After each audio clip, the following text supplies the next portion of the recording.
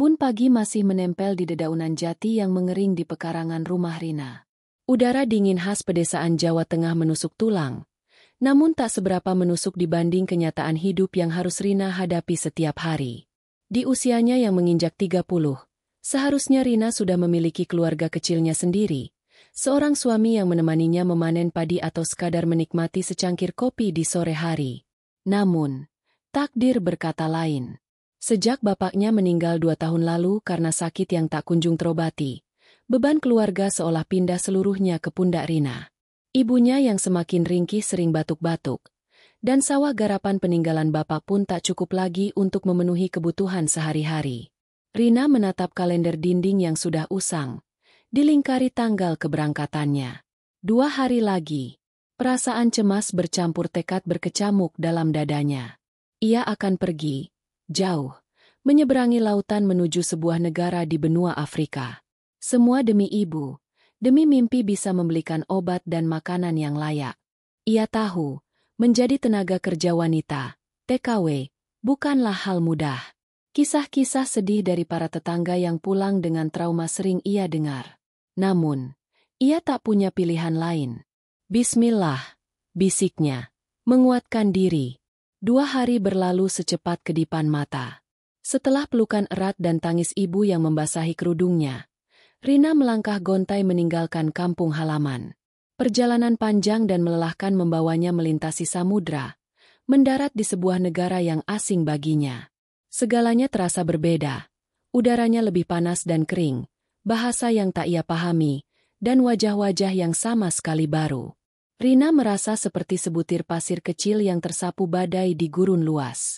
Ia dijemput oleh seorang agen yang kurang ramah dan langsung dibawa menuju rumah majikannya. Sebuah bangunan megah menjulang di tengah kompleks perumahan elit, dikelilingi pagar tinggi dan taman yang terawat. Jantung Rina berdebar kencang. Ia tahu, di balik kemegahan ini, mungkin ada tantangan yang lebih besar menanti. Pintu utama terbuka, memperlihatkan seorang pria parubaya bertubuh tegap dengan sorot mata tajam. Itulah Hemerka, majikan barunya. Usianya sekitar 50-an, raut wajahnya kaku dan dingin, tanpa senyum sedikit pun. Aura kekuasaan dan keseriusan begitu terpancar dari dirinya, membuat Rina spontan menunduk, merasa sangat kecil di hadapannya. Hemerka hanya melirik sekilas, lalu berbalik pergi tanpa mengucapkan sepatah kata pun. Ia bahkan tak menoleh saat agen memperkenalkan Rina. Tak lama setelah itu, seorang wanita parubaya lainnya datang, memperkenalkan diri sebagai kepala pelayan. Dengan nada datar, ia menjelaskan tugas-tugas Rina, yang sebagian besar berpusat pada satu hal, merawat Mama Aida, ibu dari Hemerka, yang sudah sangat tua dan terbaring lemah di tempat tidur. Rina dibawa ke sebuah kamar yang luas, namun minim cahaya. Di sana, terbaring seorang wanita tua dengan rambut memutih, tubuhnya kurus, dan wajahnya dipenuhi keriput. Mama Aida hanya bisa terbaring, matanya terpejam, sesekali mengeluarkan erangan pelan.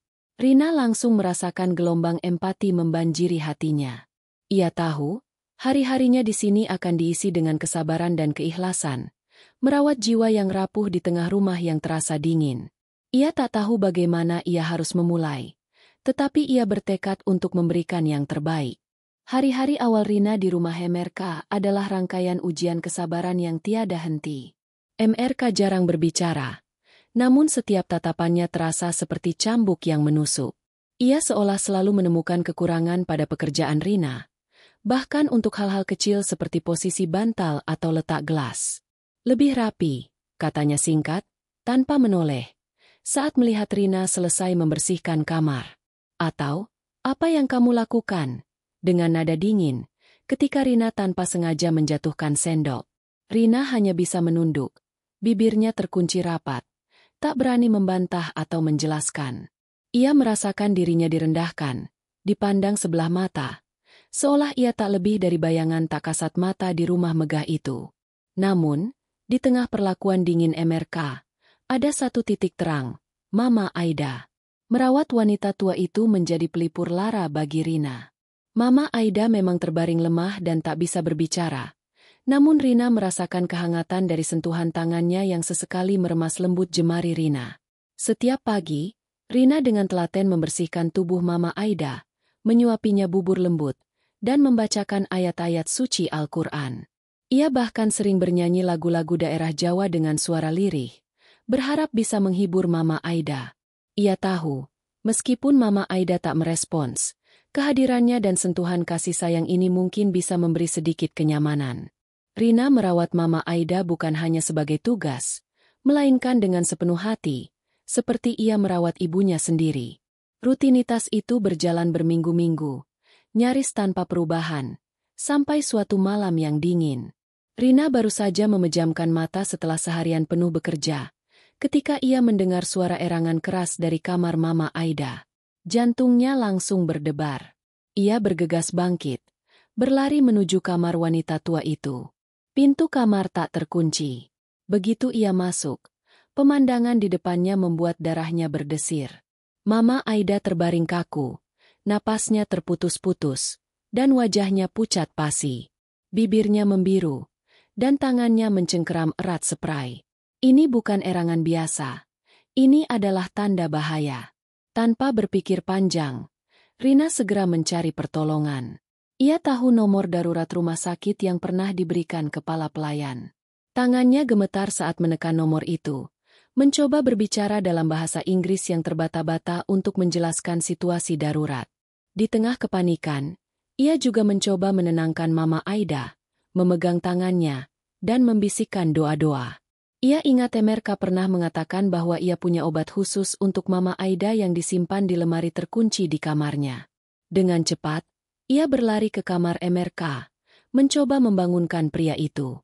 Ia mengetuk pintu kamar Emerka berkali-kali, lebih keras dari biasanya. Emerka, Mama Aida, Emerka, tolong, serunya dengan panik. Tak lama, pintu terbuka. Emerka muncul dengan wajah mengantuk dan ekspresi kesal yang kentara. Namun, begitu melihat raut wajah Rina yang ketakutan dan mendengar laporan singkatnya tentang kondisi Mama Aida, sorot matanya berubah. Kepanikan tergambar jelas di wajahnya yang biasa kaku. Ia segera bergegas menuju kamar ibunya. Setibanya di sana, Emerka melihat kondisi Mama Aida yang memburuk. Ia segera mengambil obat darurat dari laci. Tangannya sedikit gemetar. Rina sigap membantunya, memegangi kepala Mama Aida, memastikan obat itu bisa masuk dengan mudah.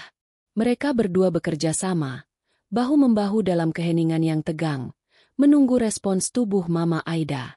Beberapa menit terasa seperti selamanya. Perlahan, napas Mama Aida kembali teratur, warna bibirnya kembali normal, dan cengkeraman tangannya mulai mengendur. Emerka menghela napas lega.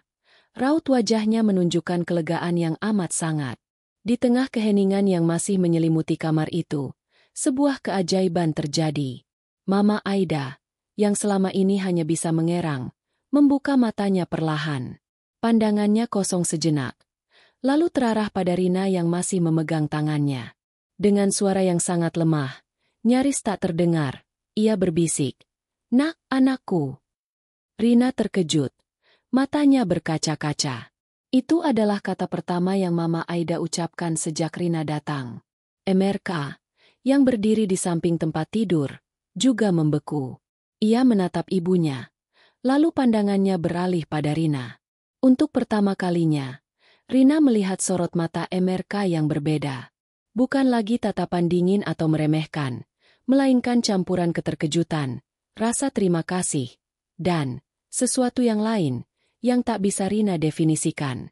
Malam itu, sesuatu telah bergeser di antara mereka, membuka celah kecil di dinding es yang selama ini memisahkan mereka. Sejak malam krisis kesehatan Mama Aida, Emerka tidak lagi sama. Dinding es di antara mereka tidak serta-merta runtuh, namun retakan-retakan mulai terlihat. Tatapannya tidak lagi setajam dulu, dan ia bahkan sesekali mengangguk sebagai respon saat Rina melaporkan kondisi Mama Aida. Perubahan itu datang perlahan, nyaris tak kentara, namun Rina merasakannya. Suatu pagi, Rina menemukan sebuah kantung teh herbal khusus di dekat cangkir minum Mama Aida. Ia tahu itu bukan teh biasa, karena aromanya berbeda dan harganya pasti mahal. Ia ingat Emerka pernah mengeluhkan Mama Aida tidak mau minum teh herbal yang dibelikan perawat sebelumnya. Rina tersenyum tipis. Emerka mungkin tidak mengatakannya, tapi ia tahu pria itu yang meletakkannya di sana. Sebuah isyarat kecil bahwa ia memperhatikan cara Rina merawat ibunya. Di lain waktu, Rina mendapati sebuah selimut tebal yang diletakkan di sofa ruang keluarga saat ia sedang membersihkan. Itu adalah selimut favoritnya yang sering ia pakai saat kedinginan di malam hari. Emerka pasti tahu ia kedinginan. Perhatian-perhatian kecil ini, yang dulunya mustahil datang dari Emerka yang dingin, mulai meluluhkan hati Rina. Ia mulai melihat sisi lain dari majikannya, sisi yang lebih manusiawi dan peduli, meskipun tersembunyi di balik karakternya yang kaku. Perasaan Rina pun mulai berubah. Dari sekadar kewajiban, ia mulai menaruh rasa hormat, bahkan perlahan-lahan, tumbuh benih-benih simpati. Ia mengagumi kegigihan Emerka dalam merawat ibunya, meski dengan caranya sendiri yang kaku. Ia juga melihat beban berat yang dipikul pria itu sebagai tulang punggung keluarga. Puncaknya terjadi beberapa minggu kemudian. Suatu sore, Emerka memanggil Rina ke ruang kerjanya. Jantung Rina berdebar kencang. Ia mengira akan dimarahi atau diberi tugas berat. Namun, Emerka tidak memarahinya. Dengan wajah serius, ia menatap Rina lurus-lurus. "Rina," katanya. Suaranya lebih lembut dari biasanya, namun tetap tegas. "Ada hal penting yang ingin saya bicarakan." Rina hanya diam, menunggu. "Mama Aida, beliau sangat menyukaimu. Beliau jauh lebih baik sejak kau merawatnya." Ada kehidupan lagi di matanya. Emerka melanjutkan, suaranya sedikit bergetar. "Dan, aku mengamati bagaimana kau merawatnya. Dengan kesabaran, kebaikan. Itu sesuatu yang jarang kutemukan." Rina masih terpaku, tidak berani menyela. Ia melihat sedikit rona merah di pipi Emerka, sesuatu yang aneh bagi pria setegas dirinya. Aku ingin menikahimu," kata Emerka tiba-tiba. Suaranya lebih pelan namun tetap terdengar jelas. Bola mata Rina membesar karena terkejut. Ia sama sekali tidak menduganya.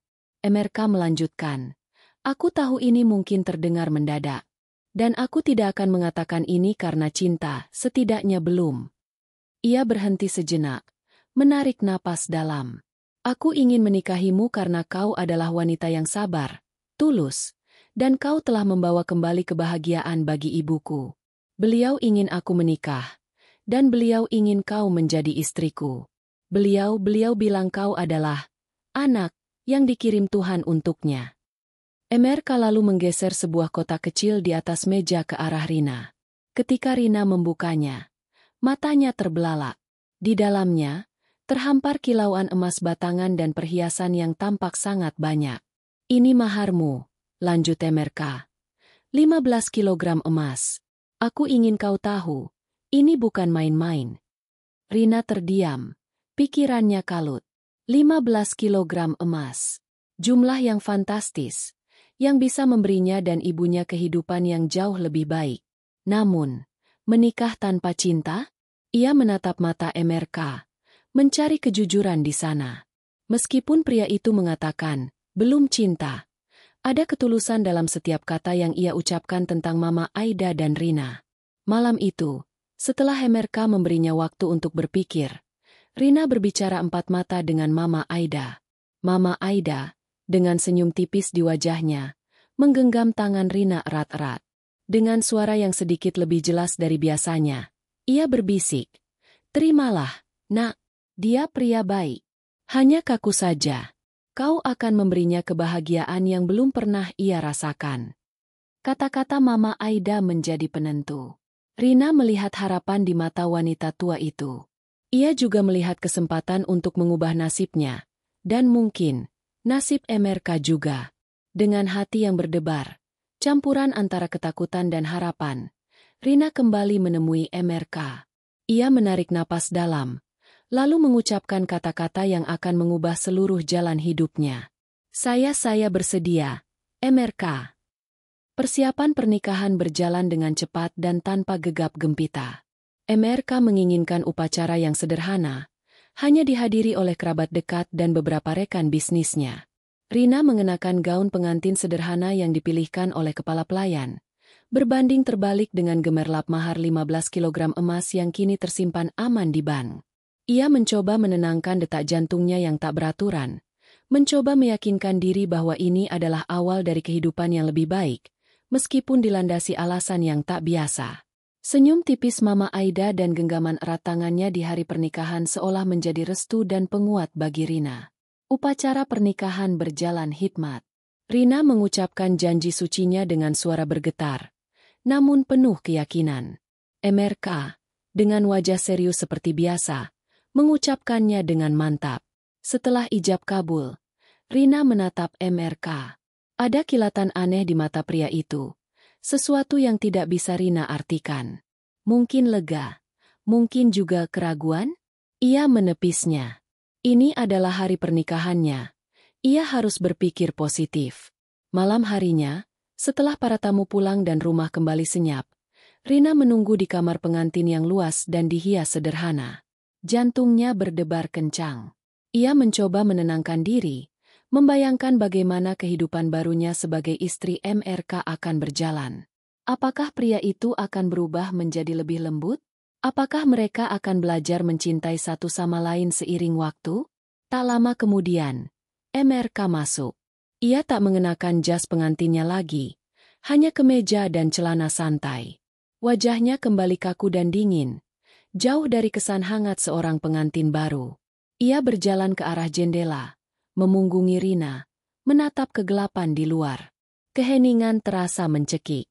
Rina, suaranya memecah kesunyian, datar dan tanpa emosi. Aku perlu mengatakan sesuatu padamu. Rina merasakan firasat buruk. Ia menahan napas. MRK berbalik, dan kali ini, tatapan matanya kembali tajam, penuh kekosongan yang menusuk. Aku menikahimu, hanya untuk membuat ibuku bahagia. Kata-kata itu menghantam Rina seperti badai. Ia merasa napasnya tercekat. Beliau sangat ingin aku menikah, dan kau adalah wanita yang beliau percayai. Kau membuat beliau hidup kembali, lanjut MRK. Suaranya kini terdengar lebih keras, seolah ingin menegaskan setiap kata. Aku tidak mencintaimu, dan jangan pernah berharap aku akan mencintaimu. Ini adalah pernikahan demi kebahagiaan ibuku, sampai beliau tiada. Setiap kata yang keluar dari bibir MRK bagaikan belati yang menusuk hati Rina. Mimpi-mimpi kecil yang baru saja ia rajut tentang kehangatan dan kebersamaan di pernikahan ini hancur berkeping-keping. Ia merasa tubuhnya membeku. Ini bukan malam pertama yang ia bayangkan. Ini adalah deklarasi perang dingin, sebuah pengakuan pahit bahwa ia hanyalah alat, sebuah benda yang dibeli dengan mahar emas, untuk memenuhi keinginan seorang ibu yang sakit. Air mata Rina mulai menggenang, namun ia menahannya mati-matian. Ia tidak ingin terlihat lemah di hadapan pria ini. Ia merasa begitu bodoh, begitu naif karena sempat menaruh harapan. Harga dirinya hancur, terinjak-injak di malam paling sakral dalam hidupnya. MRK tidak menunggu respons. Setelah menyampaikan apa yang ia ingin katakan, ia berbalik, berjalan menuju sofa di sudut kamar, dan memunggungi Rina sekali lagi, seolah tak ada lagi yang perlu dibicarakan. Rina berdiri mematung di tengah kamar yang terasa begitu dingin. Ia merasa seperti robot, tak bernyawa. Malam pernikahan yang seharusnya penuh kebahagiaan, kini terasa seperti awal dari sebuah neraka pribadi. Ia terperangkap dalam sangkar emas, namun hatinya hancur berkeping-keping. Malam setelah pernikahan adalah malam terpanjang dalam hidup Rina. Ia tidak tidur. Hatinya remuk redam. Harga dirinya terempas. MRK tidur di sofa, memunggungi Rina, seolah tidak peduli dengan kehancuran yang ia ciptakan. Pagi harinya, MRK pergi bekerja seperti biasa, tanpa mengucapkan sepatah kata pun. Rina membersihkan diri, mengenakan pakaian kerjanya, dan kembali menjalani rutinitas seperti tak ada yang terjadi. Ia tahu, ia tidak punya pilihan selain terus maju. Demi Mama Aida, dan demi ibunya di kampung, ia harus tetap bertahan. Ia terus merawat Mama Aida dengan kesabaran yang sama, atau bahkan lebih. Di samping Mama Aida lah Rina menemukan sedikit kedamaian. Ia membisikkan cerita-cerita dari desanya, menyanyikan lagu-lagu pengantar tidur, dan membaca doa-doa. Mama Aida, dengan senyum tipisnya, seolah menjadi satu-satunya orang yang melihat kepedihan di balik senyum paksa Rina. Hari-hari berlalu. Pernikahan mereka adalah sebuah ironi. Mereka adalah suami istri di mata hukum, namun dua orang asing di bawah satu atap. Amerika tetap dingin dan jauh, tetapi Rina mulai memperhatikan perubahan-perubahan kecil yang nyaris tak terlihat. Suatu sore, Rina pulang dari pasar dan menemukan sekantung penuh buah-buahan tropis kesukaannya di meja dapur. Ia tahu itu bukan kepala pelayan yang membelinya, karena kepala pelayan selalu ketat dengan daftar belanja. Itu pasti Amerika di lain waktu. Saat Rina sedang membersihkan taman, ia merasakan sakit di punggungnya. Malamnya, ia menemukan sebotol salep pereda nyeri di samping tempat tidurnya. Amerika tidak pernah berbicara langsung tentang hal itu. Tidak pernah meminta maaf atas kata-kata kejam di malam pernikahan. Namun, tindakan-tindakan kecil ini, sentuhan perhatian yang senyap, mulai menyentuh hati Rina. Apakah ini bentuk penyesalan? Atau hanya sekadar rasa tanggung jawab sebagai seorang majikan? Rina tidak tahu, tetapi ia merasa sedikit kehangatan menyelinap di antara dinginnya perlakuan MRK. Puncak dari tanda-tanda ini terjadi suatu malam. Rina terbangun karena haus dan pergi ke dapur. Saat melewati ruang kerja MRK, ia mendengar suara-suara. Pintu sedikit terbuka. Rina terkejut, namun rasa penasarannya lebih kuat. Ia mengintip dan melihat MRK sedang duduk di samping Mama Aida, yang entah bagaimana terbangun. "Mama," suara MRK terdengar berat, dipenuhi emosi yang Rina belum pernah dengar sebelumnya. Aku tidak tahu mengapa aku mengatakan hal itu padanya." Mama Aida hanya menggenggam tangan putranya. Dia begitu tulus. "Mama." Dia merawat Mama dengan sepenuh hati. Dia berbeda." MRK melanjutkan. Suaranya kini terdengar seperti bisikan penyesalan. Mungkin aku takut. Takut untuk mencintai seseorang yang begitu jujur, begitu baik. Aku mendorongnya pergi.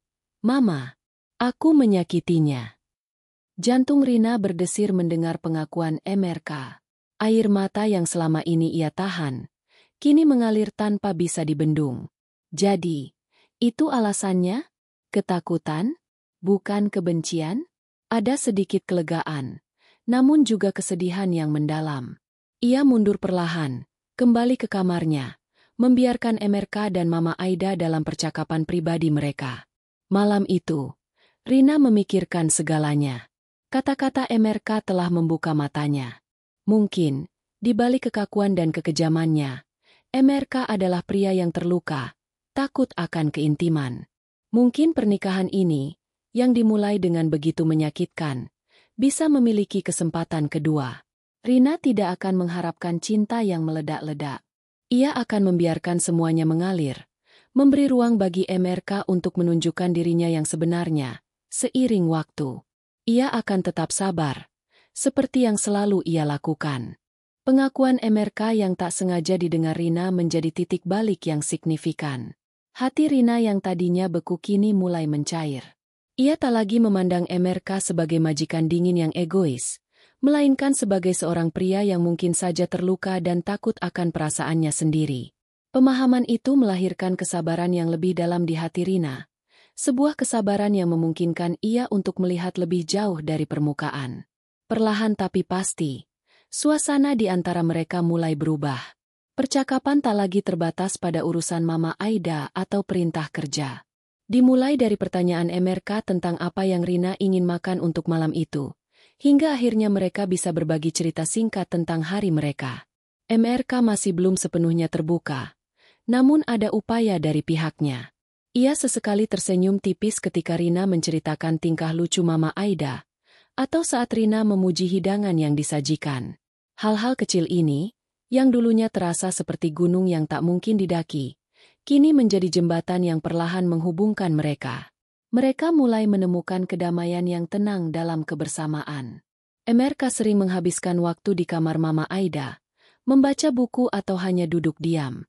Rina akan bergabung, melanjutkan rutinitasnya merawat Mama Aida, dan terkadang mereka akan duduk dalam keheningan yang nyaman, diselingi bisikan lembut Mama Aida yang sesekali memanggil nama, Rina, atau anakku. Di momen-momen seperti itu, Rina bisa merasakan aura yang lebih ringan di sekitar MRK, seolah beban berat di pundaknya sedikit terangkat. Namun, di tengah kehangatan yang mulai tumbuh, kondisi Mama Aida mulai memburuk. Usianya sudah sangat lanjut, dan tubuhnya semakin lemah. Batuknya semakin sering, dan napasnya terkadang terdengar berat. Baik Rina maupun MRK tahu, waktu yang tersisa untuk Mama Aida tidak banyak. Mereka berdua mengerahkan seluruh perhatian dan kasih sayang mereka untuk memastikan Mama Aida merasa nyaman di hari-hari terakhirnya. Rina menghabiskan lebih banyak waktu di sisi Mama Aida, membacakan ayat-ayat suci, mengusap dahinya, dan menggenggam tangannya erat-erat. Mama Aida sering menatap Rina dan MRK secara bergantian. Senyumnya tipis namun penuh kepuasan. Matanya memancarkan kebahagiaan yang mendalam, seolah ia telah melihat impian terbesarnya terwujud. Putranya tidak lagi sendiri, dan ada seorang wanita baik yang kini mendampinginya. Suatu sore, saat matahari mulai terbenam dan menyebarkan warna jingga di seluruh ruangan, Mama Aida memanggil MRK dan Rina mendekat. Dengan sisa tenaga yang ia miliki, Mama Aida menggenggam tangan Rina dan MRK, menyatukan jemari mereka. Ia menatap mereka berdua dengan mata berkaca-kaca. Senyum tulus merekah di bibirnya. Mama bahagia, bisiknya lirih. Suaranya nyaris tak terdengar. Kalian bersama. Mamelga. Itu adalah kata-kata terakhir yang ia ucapkan. Setelah itu, napasnya semakin melemah, dan perlahan-lahan, ia menutup mata. Mama Aida pergi dengan tenang, di tengah pelukan hangat orang-orang yang ia kasihi, dan dengan hati yang penuh kebahagiaan. Kepergian Mama Aida meninggalkan duka yang mendalam, terutama bagi MRK. Ia kehilangan ibunya, satu-satunya keluarga inti yang ia miliki. Namun, di tengah kesedihan itu, ada kehadiran Rina yang tak pernah beranjak dari sisinya. Rina tidak banyak bicara, ia hanya ada di sana, memegang tangan MRK, menyajikan teh hangat, atau sekadar menemaninya dalam keheningan. Kehilangan ini, ironisnya, justru menjadi perekat yang lebih kuat bagi hubungan mereka. MRK, yang biasanya dingin dan kaku, menunjukkan sisi rapuhnya. Ia menangis di bahu Rina, sebuah pemandangan yang tak pernah Rina bayangkan akan ia saksikan. Rina membiarkannya, mengusap punggungnya dengan lembut, membiarkan MRK meluapkan kesedihannya. Di momen-momen paling rentan itu, dinding terakhir di antara mereka runtuh. Rasa sakit karena kehilangan Mama Aida perlahan bertransformasi menjadi benih-benih pengertian dan penerimaan yang tulus antara Rina dan MRK. Setelah 7 hari berkabung, rumah itu kembali ke ritme normalnya, namun dengan suasana yang berbeda. MRK tidak lagi semata-mata seorang majikan. Ia mulai memperlakukan Rina dengan kelembutan yang nyata, bukan lagi sekadar isyarat kecil. Mereka makan bersama di meja makan, bukan hanya saat ada tamu. MRK mulai bertanya tentang hari Rina, tentang bagaimana perasaannya. Bahkan sesekali ia menceritakan tentang pekerjaannya. Ia tidak lagi tidur di sofa. Setiap malam, ia akan mengucapkan, "Selamat tidur, Rina," dengan suara yang hangat, dan terkadang, ia akan menggenggam tangan Rina sejenak sebelum memejamkan mata. Rina tidak pernah meminta maaf atas kata-kata kejam di malam pernikahan. Ia tidak perlu. Tindakan-tindakan MRK dan kelembutan yang terpancar dari matanya sudah lebih dari cukup. Rina tahu, cinta tidak selalu datang dalam bentuk romansa yang meledak-ledak, seperti di film-film.